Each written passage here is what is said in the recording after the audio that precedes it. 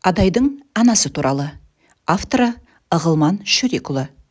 Қасиетті Маңғыстау топырағында туып өскен, көзі жұмылғанша өлкеміздің шежіре абызы ретінде танылып, атақ жөні Қазақстанның көп өңіріне әйгіленген марқұм Шоңай Алшын Меңдалыұлы жазып қалдырған шежіре нұсқасында Адай тегі былайша баяндалады. Адай кіші жүздің ішінде 12 ата байұлы аталатын рулар бірлестігінің іргелі тайпасы.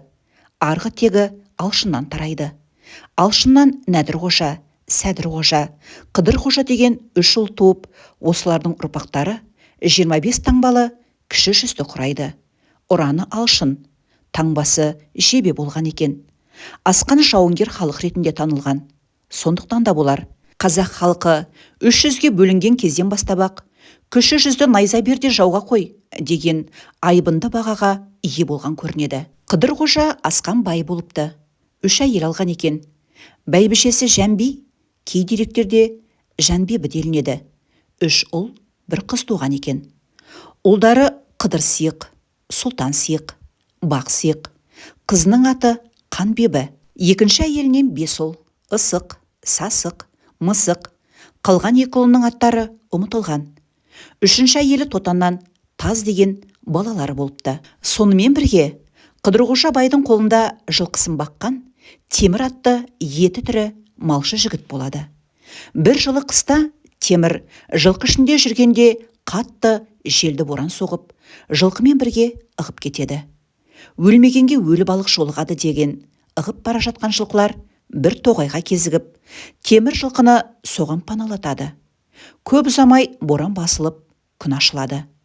Темір жылқыны шығынсыз аман есен байдың ауылына айдап әкеледі. Малдан да, темірден де күдерін үзіп отырған бай жігіттің ерлігіне тәнті болып, аман есен елге оралдың, малың да, жаның да аман келдің.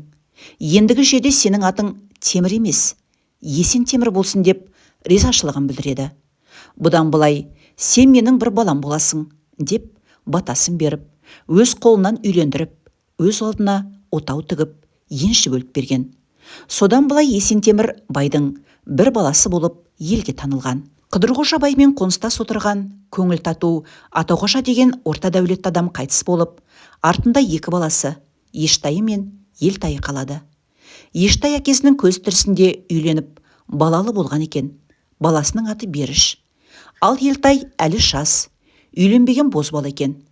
Қыдыр қожаның сол кездегі мекені Алатау бойында болса керек. Қатарлас отырған қарақалмақ шоңғарлар қазақ қоңсыларына үнемі жаушылық, шапқыншылық жасап, ауылдарды тұтқиылдан шауып, малдары мен жесірлерін айдап кетіп, тыныштық бермей отырған кезі болса керек.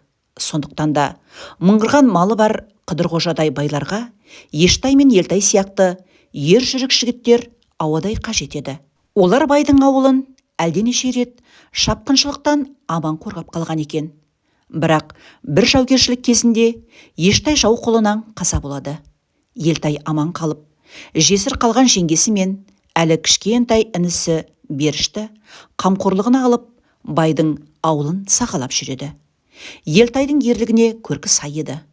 Байдың бой жетіп отырған жалғыз қызы Қанбебі сұлу жігітке көңілі ауып, жеңгелеріне Елтаймен оңаша жолықтыр деп қолқалап жүретінін Жәнби бәйбішесі де сезеді екен. Өзі де Елтайдың қайратты, сұлу жігіт болып өсіп келе жатқанын, талай рет байдың малын жаудан аман алып қалып жүргенін, көңіліне түйген бәйбіше бір күні байдың пейілді сәтін пайдаланып, байекесі, осы қызыңның билігін маған бер деп қолқа салыпты. Байды сүйікті бәйбішесінің тілегін беруге ыңғай көрсетеді. Шынымен қызыңның билігін маған берген болсаң, мен Қанбебі жанды Елтайға қосқым келеді, дейді бәйбіше. Сөйтіп Елтай мен Қанбебі қосылады. Қанбебі жүкті болып аяғы ауырлайды. Елтай бай атасының жел жақтағы қалқаны болып, ауыл шетіне жау келсе алдымен жетіп, қырып жойып сойылға шығып, келген жауға елді де, малды да алдырмай, үнемі жеңіспен оралып жүрген. Бірақ бұл қуаныш ұзаққа бармайды.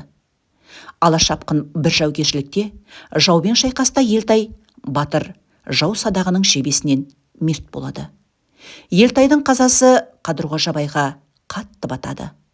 Бұл кезде Қанбибі ай күні жетіп отырған.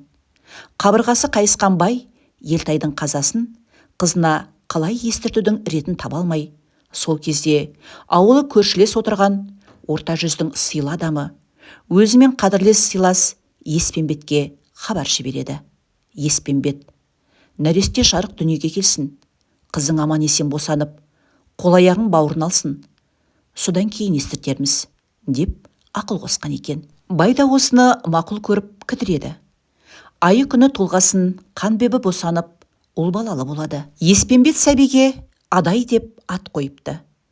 Кідірте беруге басқалардан естіп қалып, масқара болармыз деп қорыққан бай Қанбибіге Елтайдың қазасын естіртеді. Өзі жас босанып отырған Қанбибі соғ хабарды естіп, жүрегі жарылып өледі. Осылайша нәресте сәби Адай әкесінен іште жатып, шешесінен жарық дүниеге келе айырылып тұлдыр жетім қалады. Бірақ нағашы атасы Қыдырғожа бай жиен немересін тазға жас босанып отырған тоқалы Тотанның бауырына салып, Тотан Таз бен Адайды бірдей телемізіп асыраған. Таз бен Адай емшектес деген содан болар.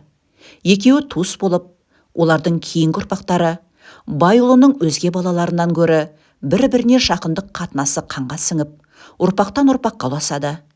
Ал берішке келетін болсақ, ол Адай мен Бел немере, екеуі де Ата қожаның немерелері еді, дейді Алшекеңнің шежіре нұсқасында.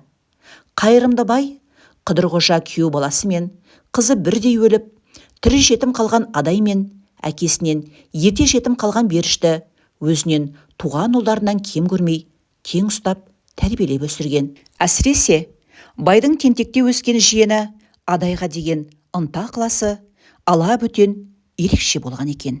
Бұл Адай бабамыздың тегі туралы ел ішінде әр түрлі әңгімелердің бірі ғана. Құрметті тыңдарман, арнаға тіркеліп, лүпіл баса кетіңіз.